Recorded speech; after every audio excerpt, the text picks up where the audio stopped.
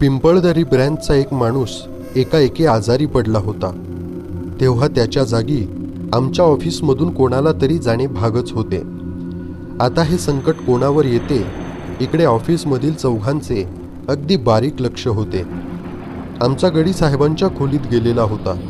तो बाहेर येताच आम्हा चौघांपैकी कोणाला तरी एखाद्याला साहेबांनी आत बोलावले असे पुकारून सांगणार होता.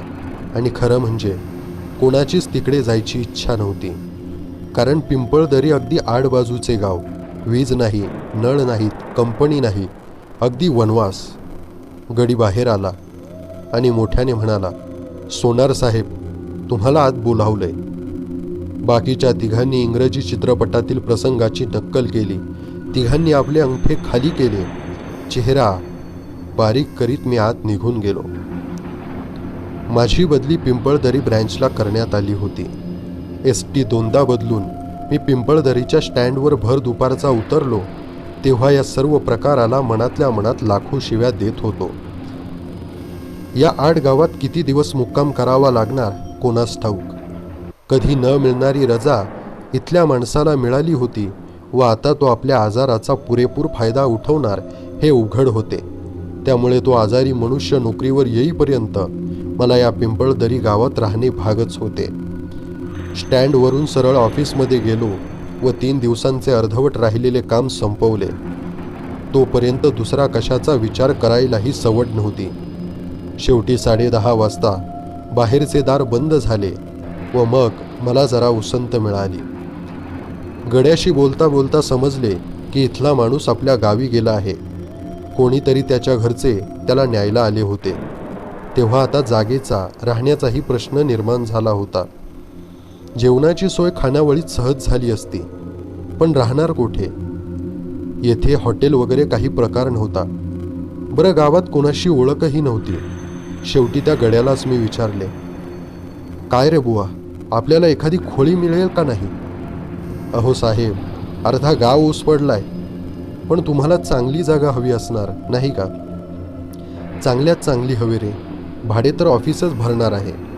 तसं नाही साहेब, चांगली म्हणजे संडास हवा, विहीर हवी. काही काही वाड्यात जागा आहेत, पण संडास आणि पाण्याची जरा अडचण आहे. म्हणजे सगळं बाहेरच करावं लागणार साहेब. छे, तसलं नको रे काही.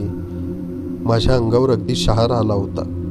मग साहेब, एक काम करा, तुम्ही जाधव वकिलांना विचारा की त्यांच्याकडे कितीतरी वाड्यांची व्यवस्था असते.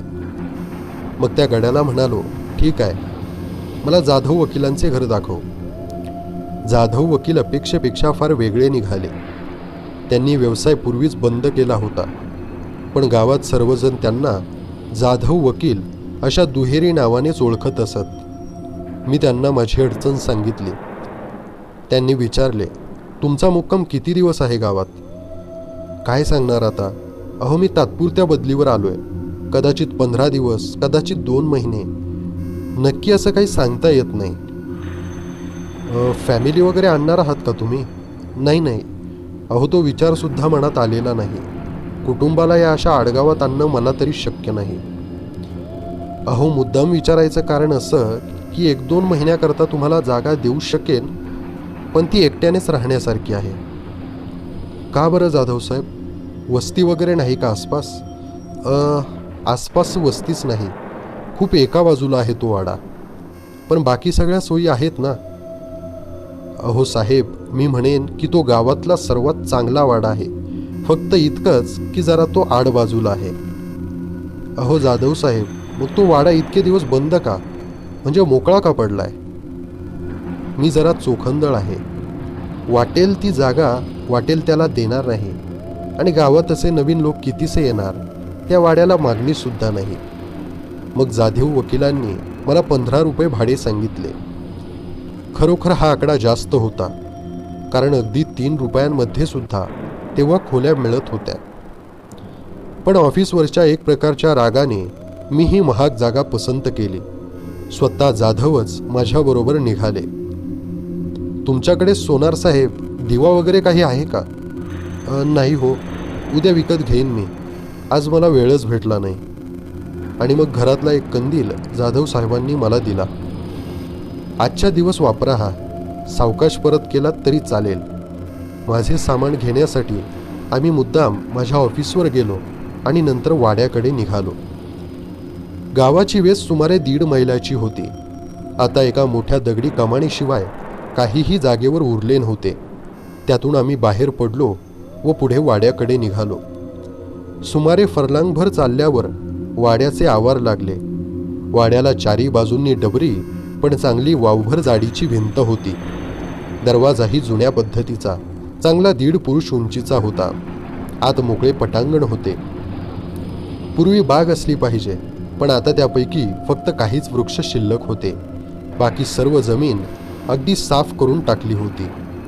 ज्यावेळी पैशाची व वेळेची कमतरता नव्हती, अशा संथ गतीच्या जमान्यातले अप्रतिम बांधकाम होते. 2 फुटांपेक्षा पातळ भिंत शोधूनही सापडली नसती. तशाच रुंद रुंद तुळया, ओसरी, पडवीच्या खांबांना देखील उच्च कोरीव कान, मोठमोठाल्या खोल्या, अगदी झकास दारे. त्या मोकळ्या खोल्यातून आमचा आवाज अगदी घुमत होता. गेले वर्षभर वाडा रिकामाच आहे. त्या आधी गावात नवीन आलेले मामलेदार इथे काही दिवस राहिले होते. जाधव जरा वेळ थांबले व मग मला म्हणाले, त्यांनी बदली करून घेतली इथून. मी जरासे आश्चर्याने विचारले, बदली का बरं? सोनार साहेब, मला हे तुम्हाला सांगायचंच होतं. जायच्या आधी ते मला भेटले. त्यांची या वाड्याबद्दल तक्रार होती, पण मी त्यांना आधीच सांगितलं होतं की जागा अगदी आड बाजूला आहे. अहो जाधव साहेब, पण तक्रार नक्की कशाबद्दल होती? त्यांना म्हणे भूतं दिसली या वाड्यात. जाधव उपहासाने म्हणाले, आमचा थोडासा वाद, भांडणच म्हणा ना, त्यावेळीच झालं होतं. पण मला मात्र या गोष्टींवर विश्वास नाही. मी मनात म्हटलं, जाधवांनी वकिलीचा व्यवसाय सोडला असला तरी वकिली डावपेच सोडलेले नाहीत. मामलेदाराची गोष्ट खरी असेल किंवा अर्धवट खरी असेल, माझ्यासाठी ही स्पष्ट सूचना होती. वाड्यात काहीही झाले तर त्याची जबाबदारी जाधवांच्यावर नव्हती, कारण त्यांच्या मते वाड्यात काहीही होणे शक्यच नव्हते. मी मनोमन जाधव वकिलांना मानलं. मी खोली घेतली. त्यामागे जाधवांच्या समोर भित्रे दिसायला नको असा विचार असेल किंवा जास्त भाड्यामुळे ऑफिसवरचा राग असेल, उत्सुकता किंवा कुतूहल, हे मात्र नक्कीच नव्हते. कारण माझा स्वभाव त्या थाटणीचा नाही. ही हकीकत माझ्या स्वतःसाठी आहे. तेव्हा येथे आत्मवंचना कशाला? समोरच्या ओसरीवरची एक खोली जाधवांनी माझ्या ताब्यात दिली होती. बाकीची दारे त्यांनी स्वतःच तपासून त्यांना कुलुपे घातली होती. समोरचे अंगण मला वापरायला मोकळे होते. एका बाजूस विहीर होती व कोपऱ्यात मोरी वगैरे होती. सोय व स्वच्छता अगदी मनाजोगती होती.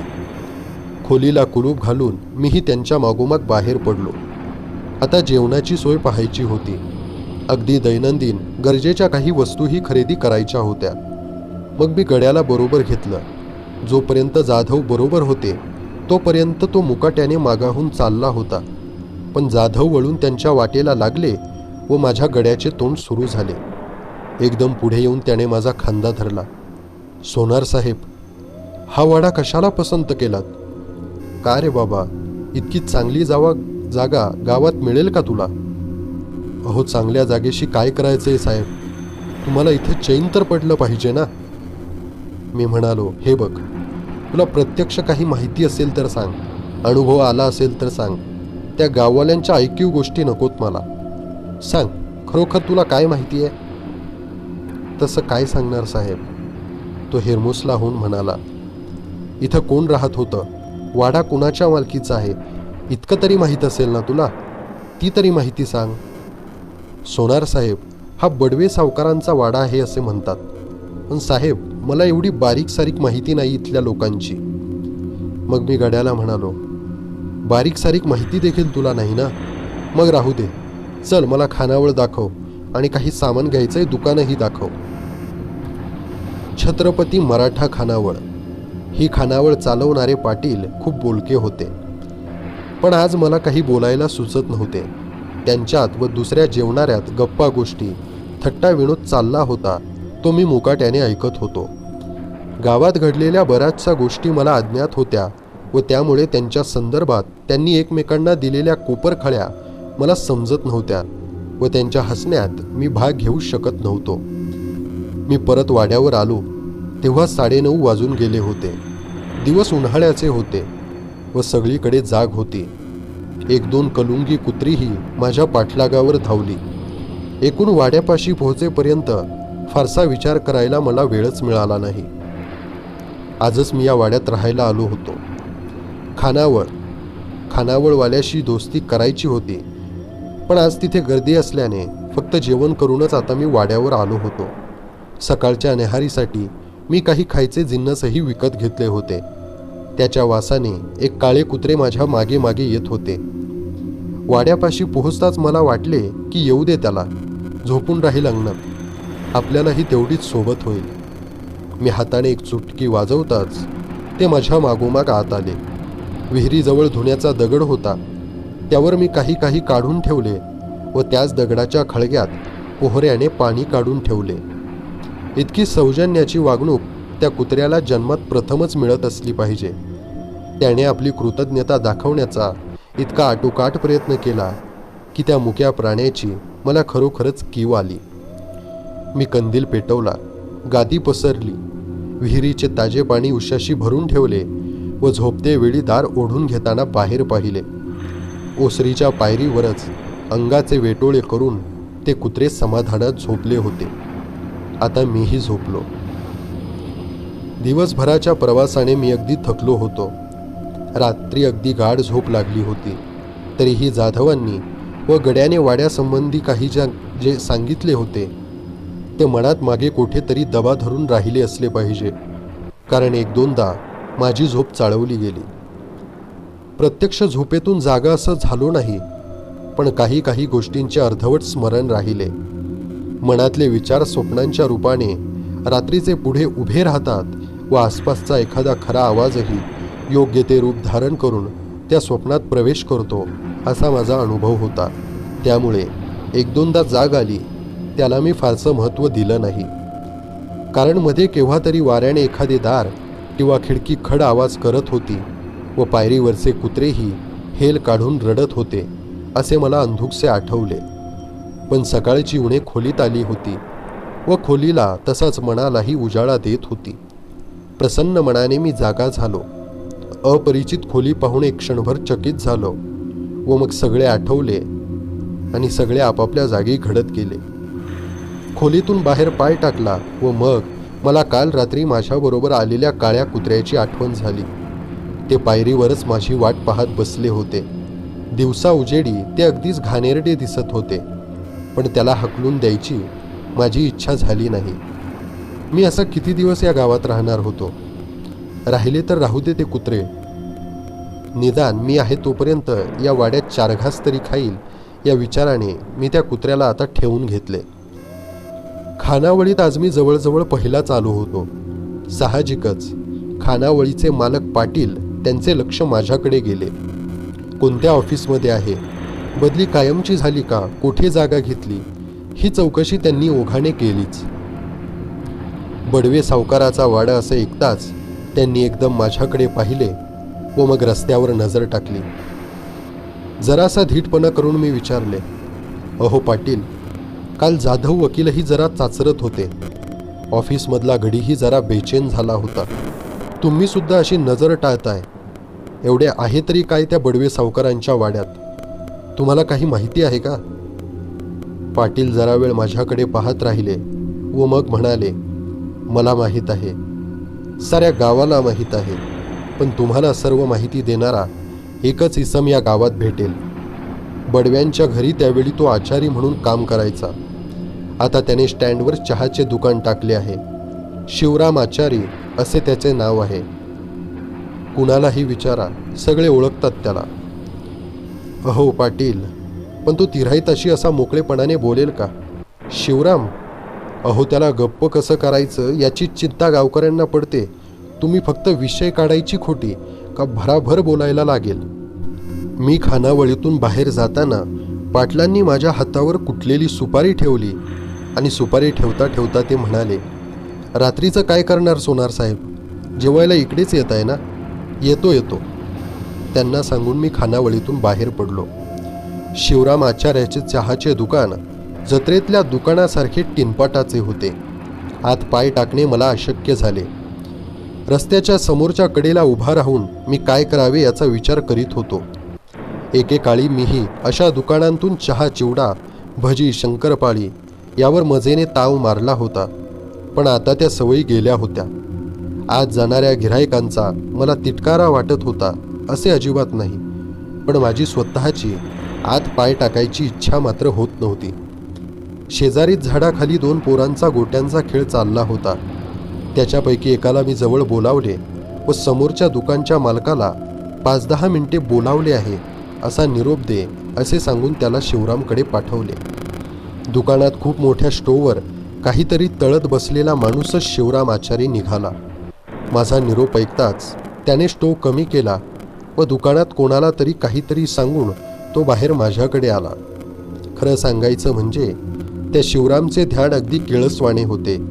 सबंध दुपारभर स्टोवपाशी बसल्याने त्याच्या अंगावरून घामाचे उघळ वाहत होते व तो सारखा खांद्यावरच्या मळक्या फडक्याने ते घामाचे उघळ पुसत होता.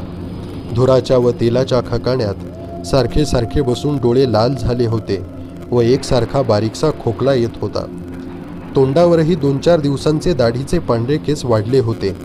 येता येता त्याने विडी शिलगावली व माझ्याशी काही बोलायच्या आधी त्याने विडीचा खूप मोठा झुरका मारला व धूर तसाच आत जाऊ दिला. आणि इतकं सगळं झाल्यावर मग शेवटी तो म्हणाला, काय काम होतं तुमचं? या अशा माणसाशी काही बोलावं की नाही याचा मला प्रश्न पडला. अहो शिवराम, मी बडवे सावकारांच्या वाड्यात खोली घेतली आहे, मी एकदम म्हणालो व त्याच्यावर या माहितीचा काय परिणाम होतो हे बारकाईने पाहत राहिलो. पण तो मात्र होता तसाच उभा राहिला.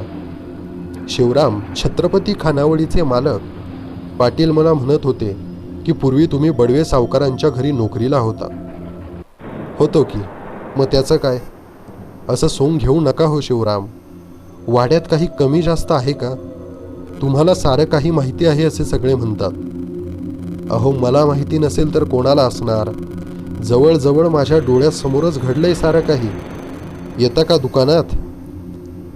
आता नको. तुम्ही दुकान बंद केव्हा करता? रात्री 9ला. त्यावेळी याल का?